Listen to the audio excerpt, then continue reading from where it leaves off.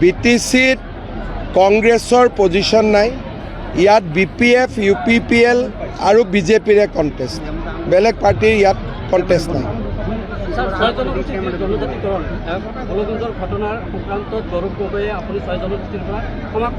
চাওক, যিটো কাম কংগ্ৰেছে বেয়া কৰি থৈ গৈছে তাৰ কাৰণে ক্ষমা কংগ্ৰেছে খুজিবনে মই খুজিম?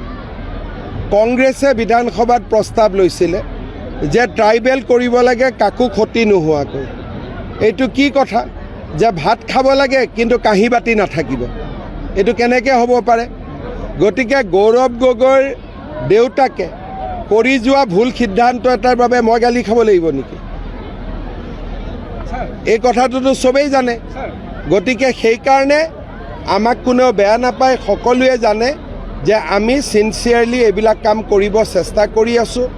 অসমত যিমান গণ্ডগোল লগাই থৈ গৈছে কংগ্ৰেছে লগাই থৈ গৈছে। গৌৰৱ গগৈ পাকিস্তানৰ ভ্ৰমণক লৈ যিটো SIT ৰিপৰ্ট সেইটো ৰাজহুৱা কৰাৰ কাৰণে অখিল গগৈয়ে দাবী জনাইছে। ৰাজহুৱা কৰিম এইটো। মই দাবী কিয় জনাব লাগে যেতিয়া মই নিজেই টুইটত দিছোঁ যে এইটো ৰাজহুৱা কৰিম?